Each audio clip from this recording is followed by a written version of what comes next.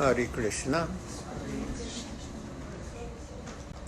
So I will read one verse from this book called the Bhagavad Gita, as it is, which highlights the importance of the time of death.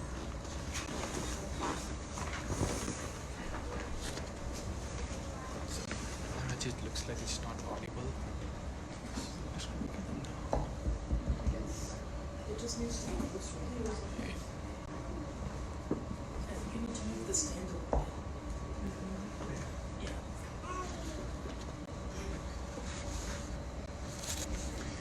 So this book, the Bhagavad Gita, is the literal record of God's spoken word. Gita means song. When God speaks, he doesn't speak in ordinary prose like we do, but he speaks in song and poetry. And Bhagavan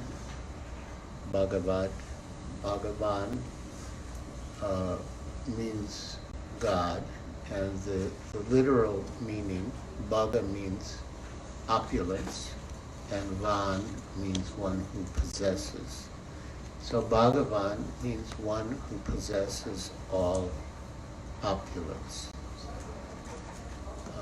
The six opulences are strength, beauty, fame, knowledge, renunciation. And we all possess those to some degree, but God or Krishna possesses them fully and unlimitedly. So in the Bhagavad Gita, chapter 8 is called Attaining the Supreme. And there are two very important verses here. I mean, they're all important. But in text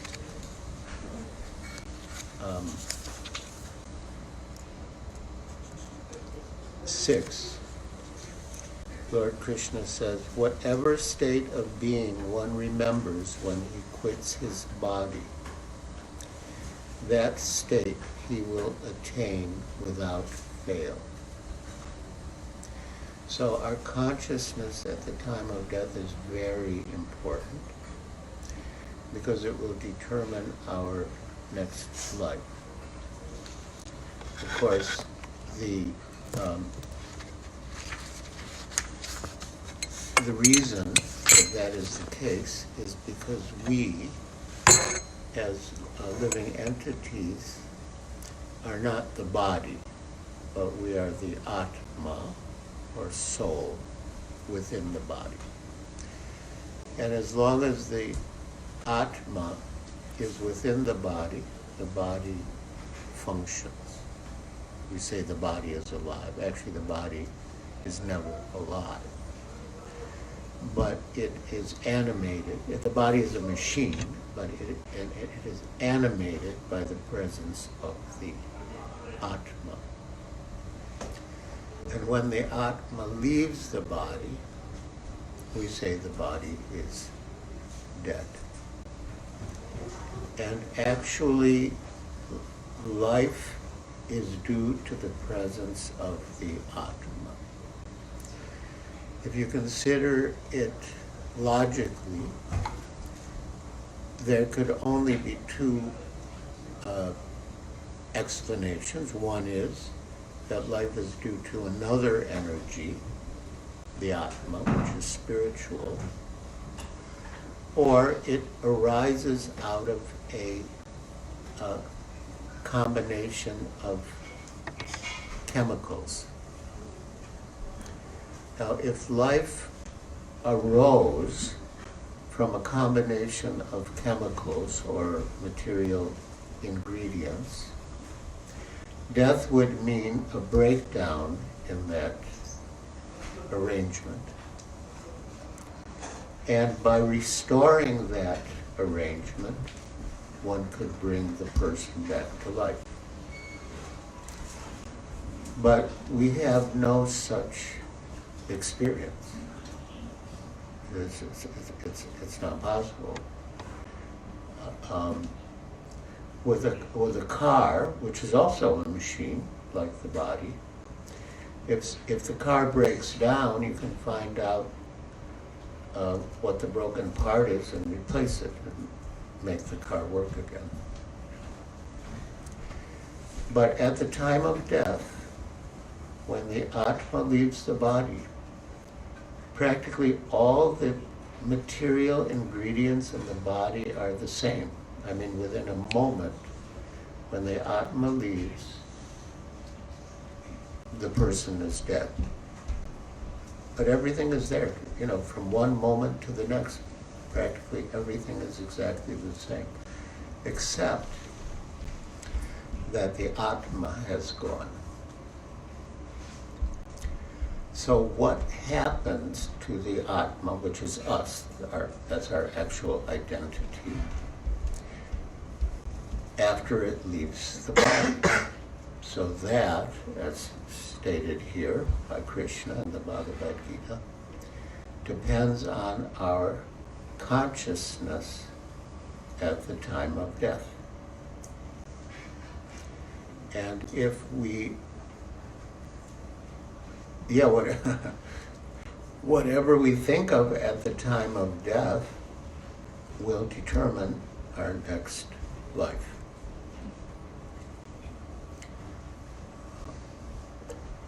Now this is called, transmigration of the soul, or reincarnation.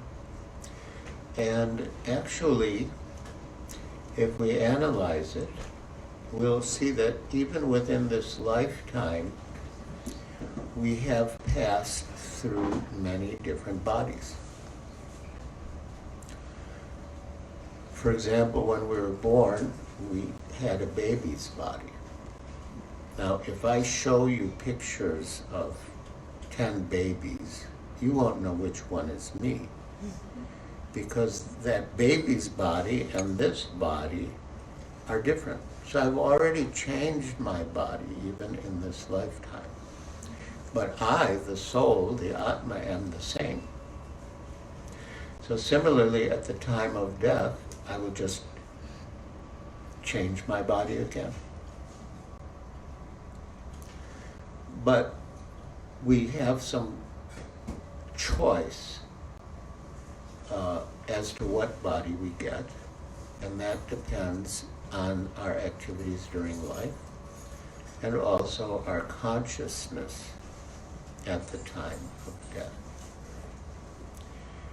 So the title of this book, Life's Final Exam, refers to, it actually refers to a verse in Indian languages that says that whatever sadhana, that means like spiritual practices, and bhajan, worship, you have done in your life will be tested at the time of death. Whether you're actually able to remember Krishna, God, Krishna is a name for God, at the time of death. And the present lifetime is practice. Just like, you have final exams in school, and you prepare. You attend the classes, you do the assignments, you take the midterm exams, and then you can, if all goes well, pass the final. And when you pass, then you move on to the next grade, or you graduate. So our final exam in life is the time of death. And the test is whether we'll be able to remember Krishna or God. And if we do, we graduate. We don't have to come back into another material body in the material world. Now someone might say, well, what's wrong with having a material body? When you have a material body, you can enjoy. And that's true, but that enjoyment is not pure. It is mixed with suffering. We are in the world of duality. The material world is the world of duality.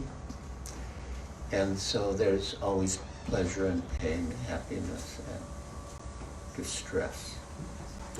But we really want unadulterated happiness, permanent happiness without distress. And that is possible in a spiritual body. Now, what is a spiritual body? We are the Atma, and in our conditions life, that we, the Atma, is covered by this material body. And in this body, we are subjected to different miseries. There are 4 mentions specifically in the Bhagavad Gita that we should always be aware of. Janma, Mrityu, Jara, Vyadi, Dukkha, Doshana, Darshanam. So Janma means birth, Mrityu means death, Jara means old age, and Vyadi means illness, disease. Nobody wants these miseries, but as long as we're in the body, we cannot avoid them. Disease, nobody wants disease. You know, there's so many doctors, so many nurses, so many hospitals, so many medicines. But disease is not stopping. There's always a demand for more doctors, more hospital beds, more nurses, because we cannot eliminate disease. It comes with the body. And to think that we can is a sort of illusion, and we shouldn't pursue that illusion. Which is not to say that we don't take, normal medical treatment, but we should know that as long as we're in the body, we cannot avoid disease. And similarly, old age. There are many inconveniences in old age. People don't want to grow old, but we can't avoid it. It's part of the miseries of the body, that we grow old and we suffer so many inconveniences in old age. And then death. Nobody wants to die. Death is the ultimate calamity. Nobody wants to die, but death is there. As sure as death. As sure as death and taxes, now that's it. So that's the difficulty with the material body. But actually we can enjoy better without it. Our spiritual master gives, it's like, I guess if you're in a insane asylum, they put you in a straitjacket. So the body is like a straitjacket. You don't have full freedom. You're very restricted. And when you leave the body in spiritual consciousness or Krishna consciousness, then you don't have to get another material body with all of its concomitant miseries. But you get a spiritual body, or rather, I should say, you develop your spiritual body. In the Bhagavad Gita, Krishna gives the example that the body is like dress, and the soul, wears that dress for as long as it's useful, and when it becomes old and useless, it discards that dress and accepts another dress. So our dress, our clothing, has shape because our body has shape.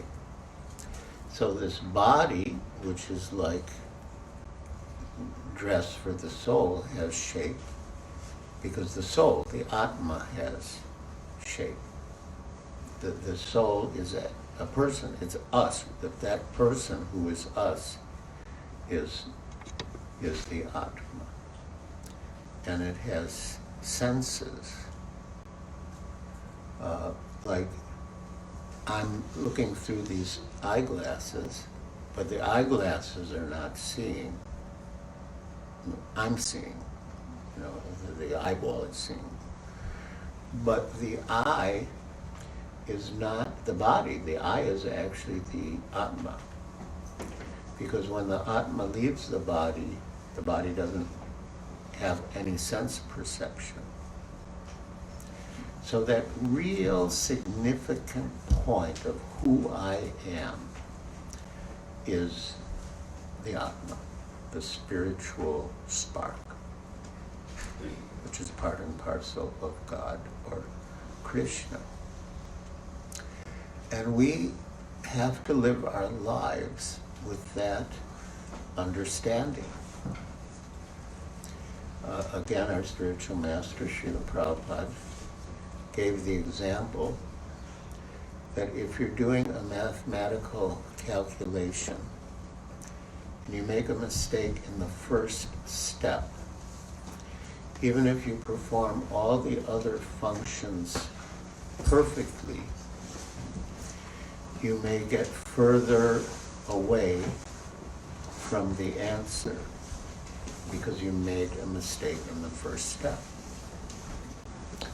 So if we make a mistake in the first step of understanding who we are, in other words, if we think we're the body, which most people do think, and we do everything perfectly for the benefit of the body, we'll get further and further away from the real answer, the real solution, the real happiness that we want. So you have to get the first step right, and that is not the body, not the soul.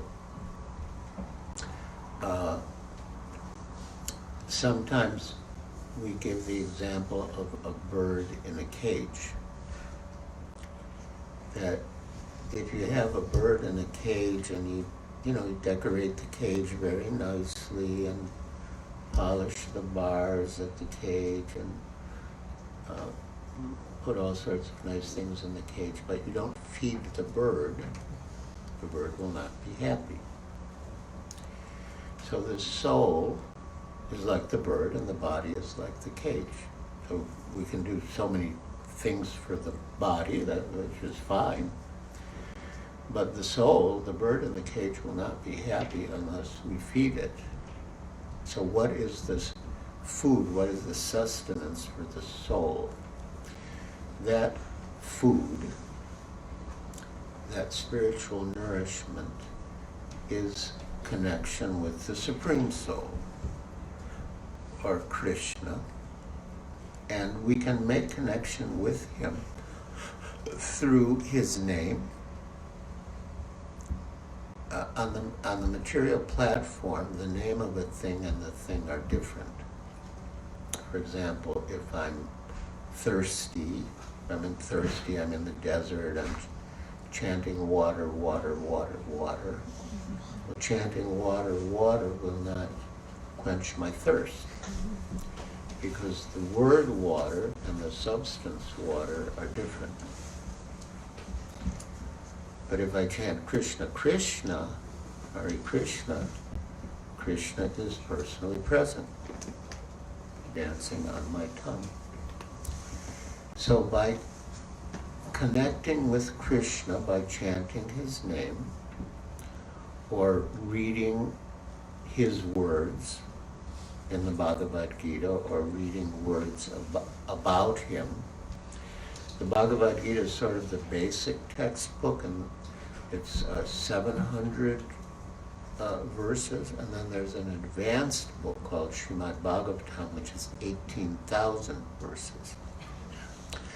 So by reading or hearing the Bhagavad Gita or Srimad Bhagavatam, we come in connection with Krishna, and that nourishes us spiritually.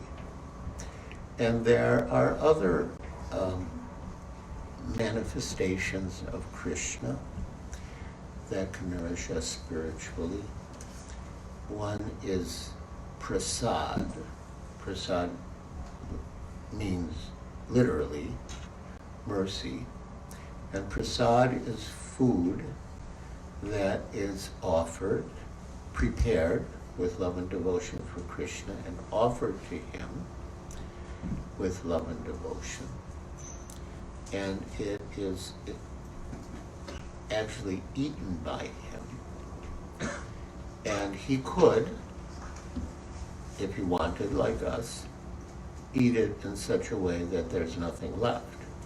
But out of his mercy, he eats it, but he leaves it in a spiritualized form called prasad.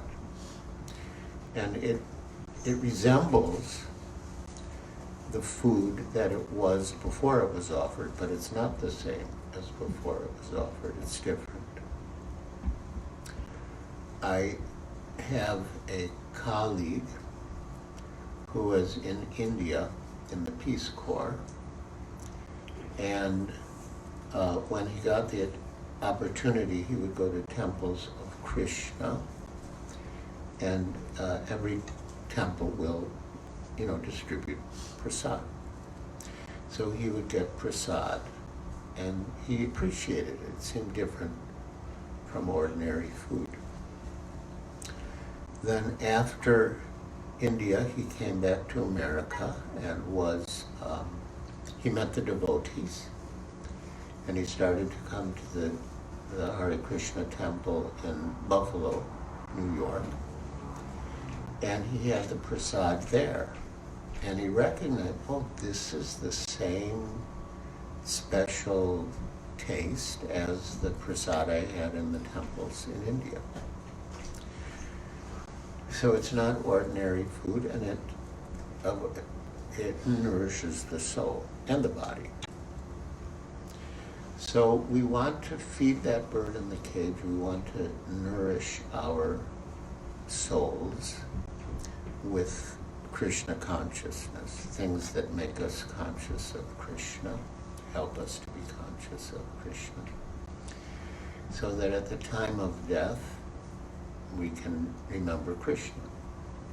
And then we go to Krishna, and we don't have to take birth again in the material world, in this samsara chakra, cycle of birth and death. We go back home, back to Godhead. So I had a student, she was originally from South Africa, European lady from South Africa, and she built a home in Vrindavan. Vrindavan is a holy place in India, and people go there. It's especially connected with Krishna, and people go there to prosecute Krishna consciousness, and in particular, to leave their bodies there, to die there. So she went to Vrindavan, built a house, and she loved Vrindavan, and she did eventually leave her body there in Krishna consciousness. And it was her last request of me that she wanted others to have that same opportunity to leave their bodies in Vrindavan. And at that time, the medical care in Vrindavan was quite basic or primitive. So she wanted them to have that opportunity, but with better medical facilities. And so that desire, you could say, was the seed of the Bhaktivedanta hospice in Vrindavan, which we created following her desire. I'll show you a couple of pictures. Well, this shows changing bodies, how the soul is the same in all these different bodies within this lifetime, and then at the time of death goes into another body.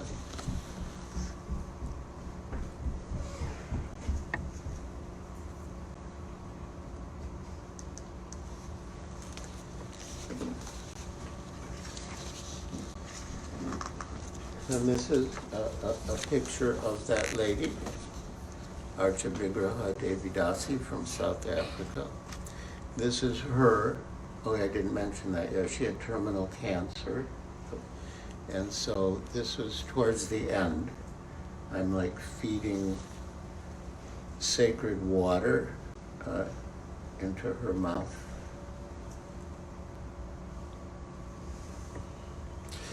There's a whole science of, how to help people at the time of death. So that's part of it too.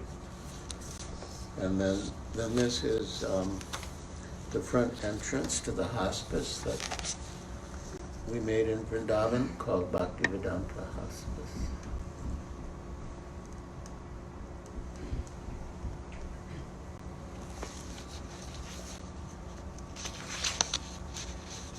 And here are some pictures of the hospice, outside and inside.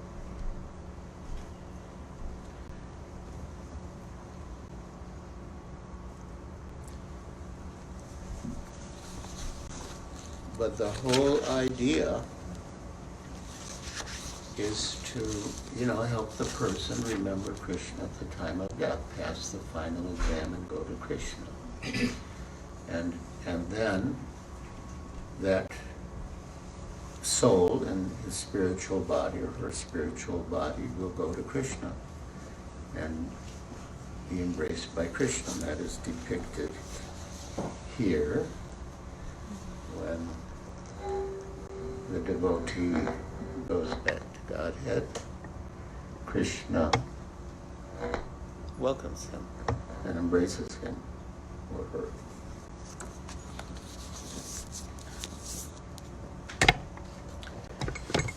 So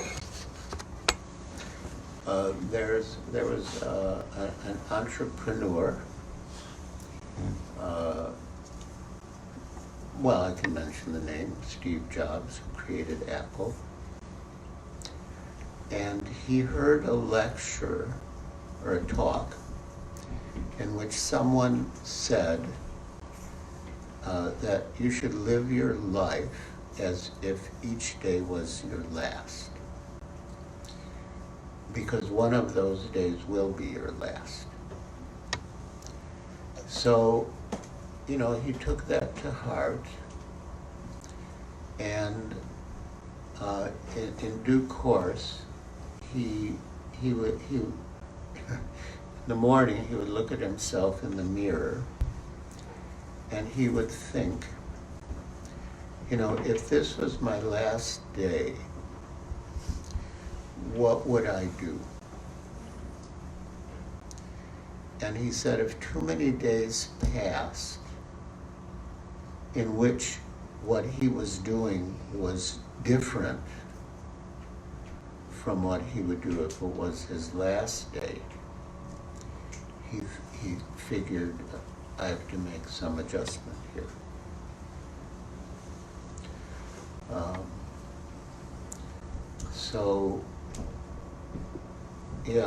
Some people don't like to think about death. I mean, I commend you for coming here tonight and facing that topic. They don't want to think about it. It's like, they think it's morbid. They just want to enjoy life and not have to think about that inconvenient truth. But it is a fact. It's really nothing to be feared. When one is Krishna conscious, of course, material attachment may be there, but ultimately, we're not afraid of death because we know there is no such thing as death. That what we call death is just the soul leaving its body. And if we've lived our lives well and developed our consciousness spiritually, then we're confident that we will, have a better next life.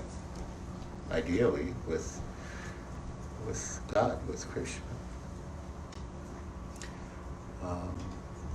So death for a devotee is very different from death for an ordinary person.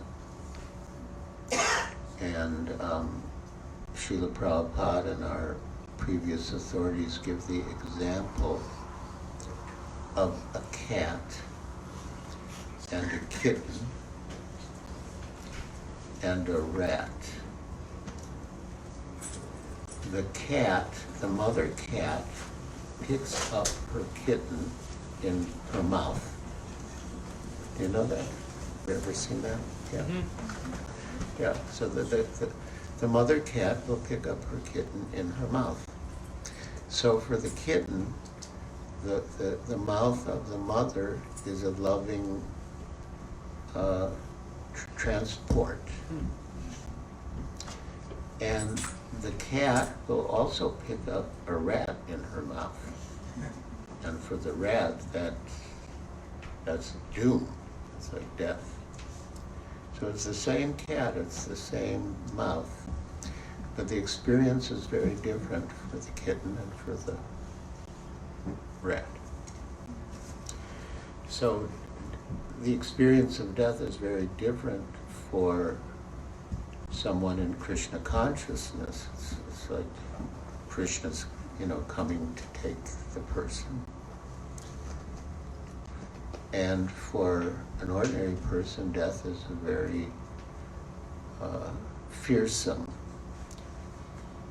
fearful experience, because he's leaving everything he knows. He doesn't know where he's going, what's going to happen.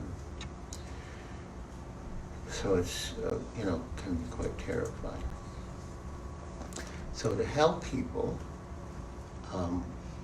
overcome that fear of death, we try to give them this knowledge and this process by which we can actually realize we're not the body. We may have the theoretical understanding that we're not the body, but to actually realize it, we have practices such as the chanting and hearing and worshiping. And then, we become free from that false identification. And we can leave the body just like someone leaves the outfit he was wearing. So, yeah, makes death something. Well, in a way, there is no such thing as death, as we've been discussing. So you can see it for what it is. It's just the Atma leaving one body and accepting another.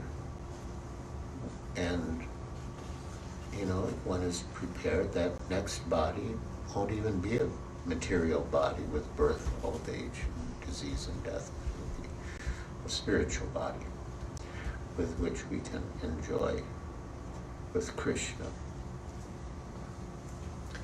Srila Prabhupada gave an example, and it might seem like an odd example. Here's the form of Srila Prabhupada. When he came to America, he was 69. He was like a very elderly, distinguished Indian gentleman. But he gave the example that it seemed like a incongruous example or a striking example that when you wear your clothes, you can't really enjoy. You can only enjoy when you take your clothes off. So he said, in the same way, as long as we have these physical bodies, we can't really enjoy. But when we shed them, then we can enjoy, in our spiritual bodies with Krishna. So thank you for listening so patiently and attentively. Do any of you have any questions or comments? Yes. Yeah, I just want to say thank you, Holiness, for coming here. But my first question would be, you spoke on Krishna consciousness, allowing us to go into the afterlife in our most prosperous form. Do you believe that without Krishna being God, without that concept of God, that we would be able to go into the most prosperous afterlife, or does it require to have the Krishna consciousness? Well, by Krishna consciousness, I mean God consciousness. Mm-hmm. And it doesn't specifically have to be Krishna, if that's your question. Mm-hmm. As the devotee said in his introduction, I spent time in Pakistan. And while there, I came across a book called The 99 Names of Allah. Mm. In the Vedic tradition, there's a book called The 1,000 Names of Vishnu Sahasranam. So they had one called 99 Names of Allah.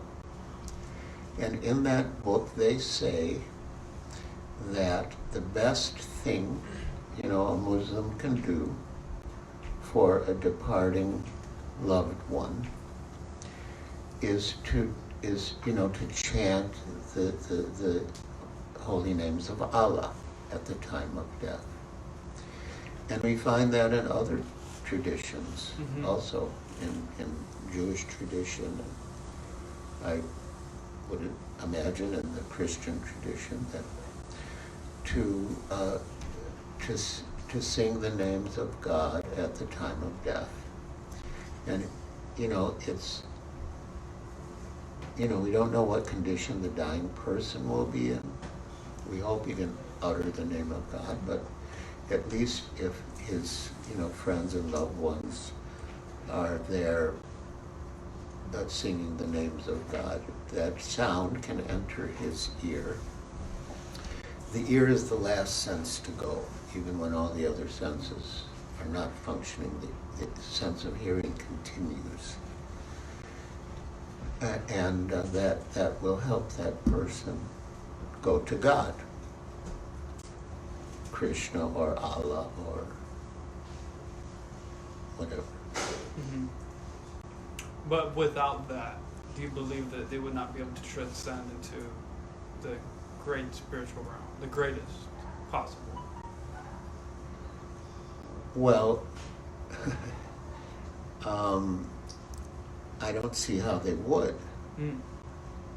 Because their thoughts at the time of death will determine their next life. So if they're not thinking of something spiritual, I mean, there's only two choices, spiritual and material. So if they're not thinking of something spiritual, they'll be thinking of something material. Their mind can't be empty.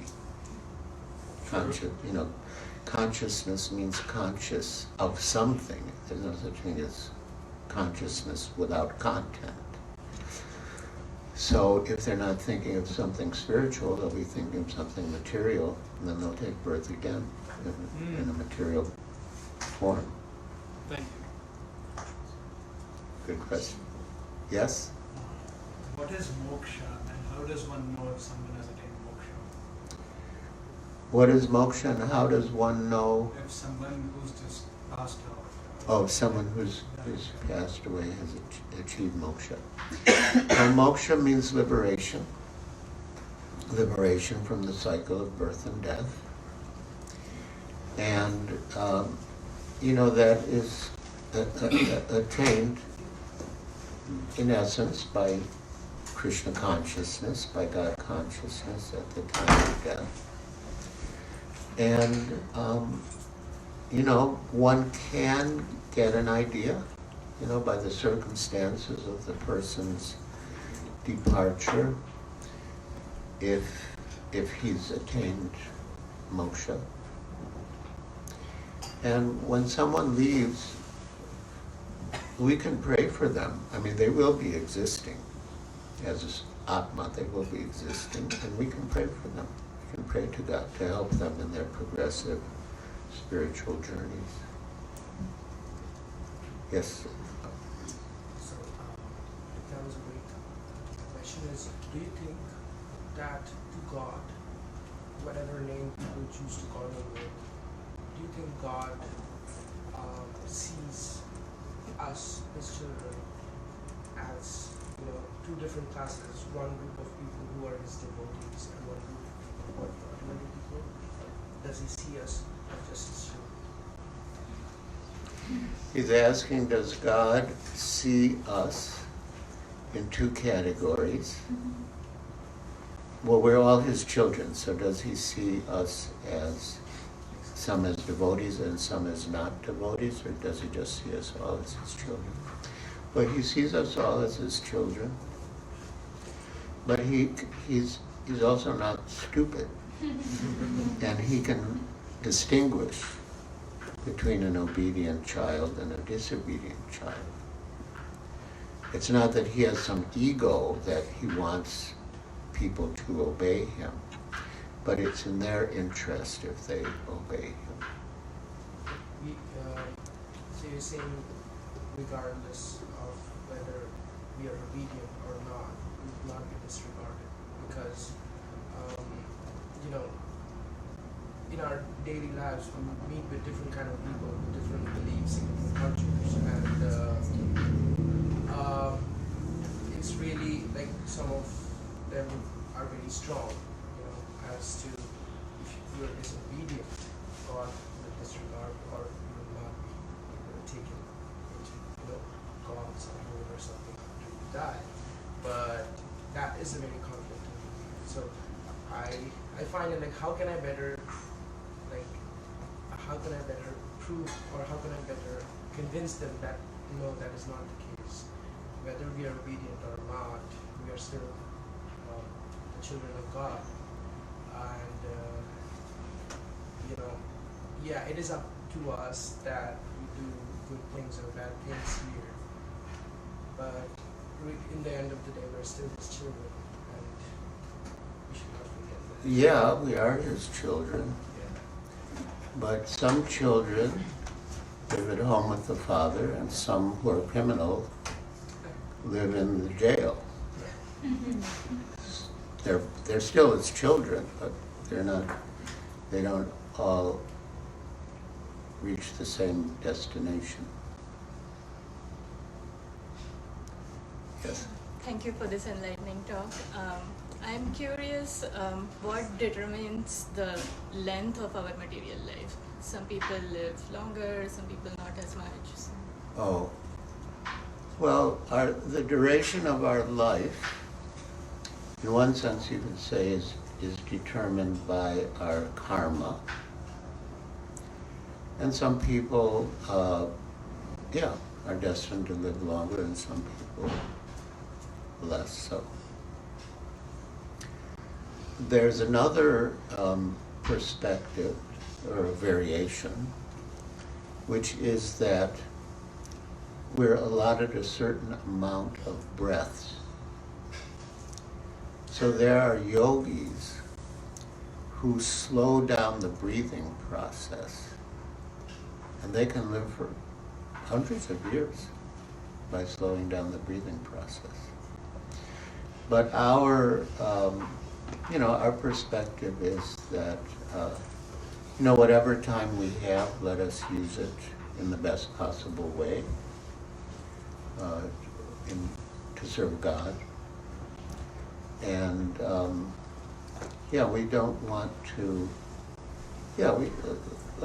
We take normal medical precautions, but ultimately, it's sort of in the hands of God how long we stay in the body or when we leave the body. Yes?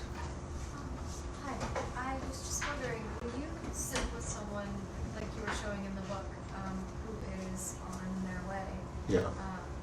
and I might get the opportunity to do that for my grandfather, and I was just wondering, what does that look like when you are, what's the kindest thing you can do for someone as they pass? Or what kind of, especially someone who believes in nothing. Like, what's something that I can do for him, or a way to be there for him, excuse me, I don't know, that's like understandable, relatable, or to help calm him as he passes? That's a big question, I apologize. Well, it's a very good question. You can do things that will help him spiritually, even if he's not aware of it. Yeah. Like, giving him sacred water. There are many, many things you can do, devotees here can help you. And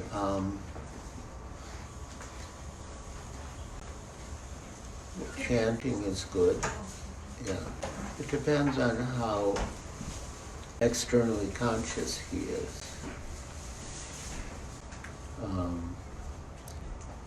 But, just your presence, as something like a devotee will be very beneficial for him.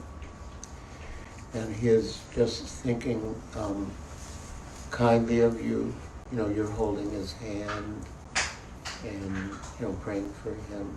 I think those things will definitely help him. If I continue to draw his remembrance back to the people he's loved the most and that kind of thing, or does it need to be, I'm not really familiar with the list of things that I could do. Mm-hmm.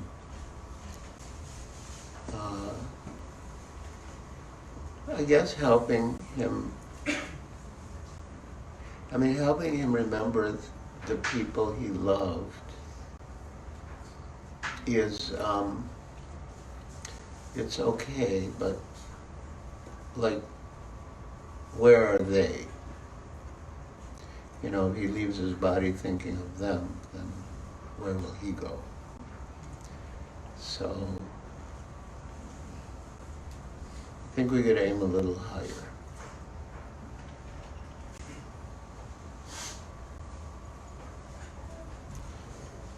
Yes? Me? Yeah, I just have a comment. Thank you, Maharaj, for that very profound and nice talk. So I've read a little bit of your book, and I wanted to say that, as you named it, Life's Final Exam, because it's the exam for the person who's undergoing it. But I feel that through your book, and you're talking about so many people who have been helped, it's also an examination of the process, that the process works to help people at the time of death. It really demonstrates demonstrates that this is really beneficial. Yeah, that's true. It's a new twist to the meaning, and it's very apt. Thank you. Yes, sir. Whatever you think in your last minute, you become that person or that thing in the next life. So, what if we think about someone that's non-living? For example, a person that's thinking about his money, or a soldier that's thinking about his country. So, what will they become in the next life? You're saying, what if you think of something inanimate at the time of death? Is that what you're saying? That's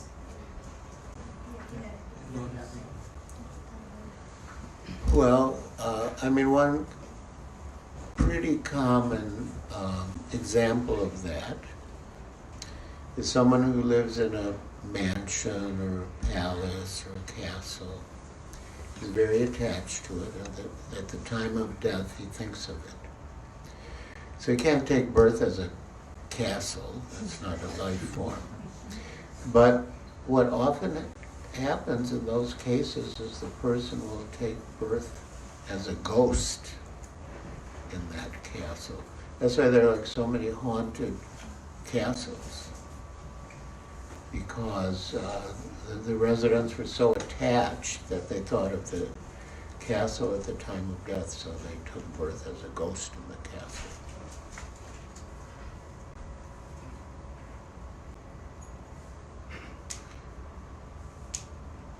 Any other questions or comments? I think our time has come. Whoa. This is it. I don't know what I'm thinking about. Let's everyone big round of applause for that enlightening class.